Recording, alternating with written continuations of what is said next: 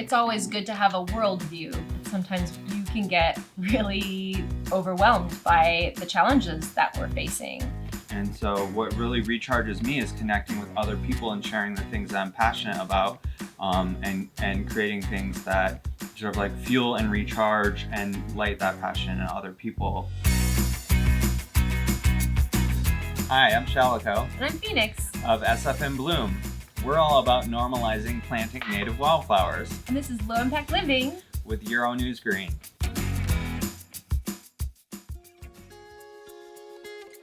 We believe that nature is a human right, and there are so many people who experience nature deficiencies, and way too often do those fall along lines of race and income. There's measurable impact when you have plants in your life and when you lack nature in your life. We live in San Francisco. I believe it's the highest percentage of wilderness next to one of the most dense metropolitan areas. There's a lot of beautiful plants and nature to enjoy here. We still have, especially in urban centers, you have areas where there's deficiency. There are a lot of tree wells at the sidewalk where maybe the tree had died and then they never put anything back in it. So there are a lot of, plots that just kind of sit empty. And when they look like that, they fill up with garbage. And that's where we step in. 30% of our food is dependent on beneficial insects. And more than ever, these insects, these wonderful members of our ecosystems, are under threat. One way that we've found to be able to make a better world and just to make our surroundings more beautiful is to sow seeds.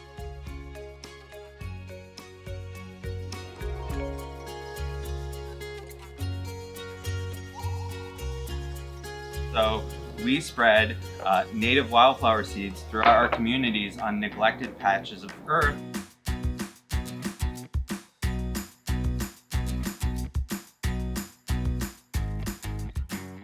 We find that when we are putting in these flowers, it just helps things get into a rhythm of being more well taken care of. It's kind of like the broken window policy. If there's like a broken window, and things just start to go down. But if things are taken care of, and then there's nice plants there, people are more likely to respect that space. It helps the beneficial insects, it helps like the community, and it's something that people can just enjoy on their walks or whatever, whether they notice it consciously or not.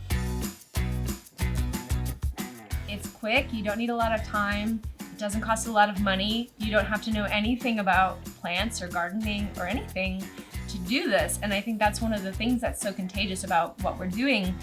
So beautiful, it's so inspiring that people have embraced this and are now running with it too. You just grab some native wildflower seeds, throw them in a shaker, and you toss them. And it's that simple. So it's just a beautiful, accessible thing for most anyone. And the power of social media has just been mind-blowing. We're just out there rewilding because we love doing it. We started SF in Bloom as a way for us to share our knowledge and passion about plants on our social accounts, just different ways to share the plants that we're passionate about. Oftentimes spaces that are suitable for humans then are like less than ideal for plants. So finding ways to strike a balance with that and invite plants into our lives. Because there's so many benefits of them, just looking at them helps you like relax. We've just found all kinds of ways to bring, plants into our life.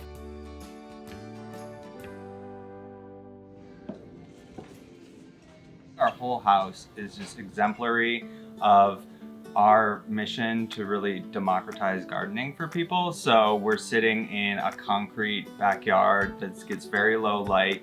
And it's just abundantly overflowing with plants. And we're trying to show people, which is that even if you think that you're too busy, you don't have enough space, you don't have enough light, you don't know enough about plants, that you actually can garden and bring nature into your life. I operate Green Earth Gardeners, and it's a business I started about 18 years ago, and it's a higher end landscaping company. We focus on native plants, we focus on low water use plants, things that support hummingbirds and bees and beneficial insects and things like that. So for the first 5 years that I operated my business, I did it without a vehicle. So I was bringing all of my tools, which is about 70 pounds of tools, on the bus every day. And I was having amazing interactions with strangers, and everyone was always so kind. And I would have plants on the bus, and people would look at the plant and they would just relax. I don't even know if they noticed it was happening. And that was one of my first instances where I was like, wow, plants are really powerful. Plants can really transform a space, whether interior or exterior. Right, they can give you natural barriers, so they can offer privacy, they can bring more oxygen into your environment. I'm a child of the national parks. I grew up in Yosemite, like van life before there were hashtags.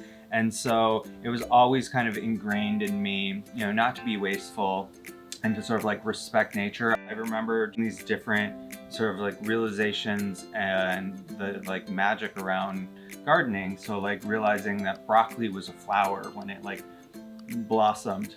The magical journey of like planting a seed and then like watching it grow and having it become food.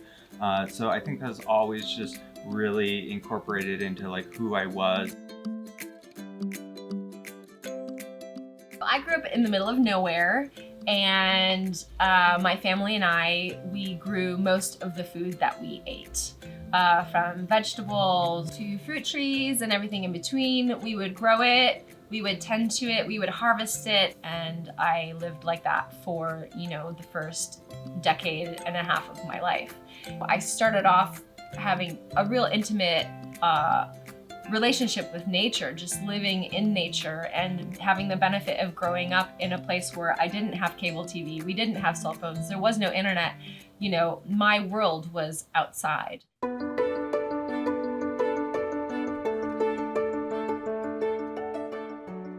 Now we're in a city, but we are both very much just kids who grew up in the country, and doing my best to bring that nature that I so loved and needed and benefited from to this urban environment, and to bring that nature to everyone that I can.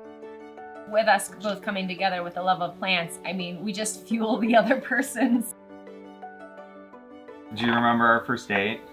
Of course, I'll never forget. We were on this long walk on a hill just south of our house, and what you had just recently found out that one of your neighbors got her plants dug up and stolen, right? Someone stole our neighbor's citrus tree in a rainstorm. Who does that? Oh. This bummed me out that somebody would steal plants. So as we were on our date, we found this tree aloe that had just been hit by a car or something and was like dying in a parking lot. So we went and we planted it up in the neighbor's yard.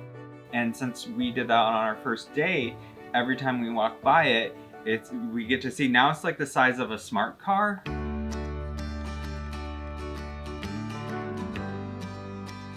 You can look at the state of things, right? And there's a lot of like climate doomism, and you're just like, it can be really overwhelming. What really recharges me is connecting with other people and sharing the things that I'm passionate about, and creating things that sort of like fuel and recharge and light that passion in other people. And it's always good to have a worldview to see what's going on and things like that. But sometimes when you have a worldview, you can get really overwhelmed by the challenges that we're facing. So it's good to also just think about these simple things that we can do, that we can change, and hopefully get them to ripple out in whatever way.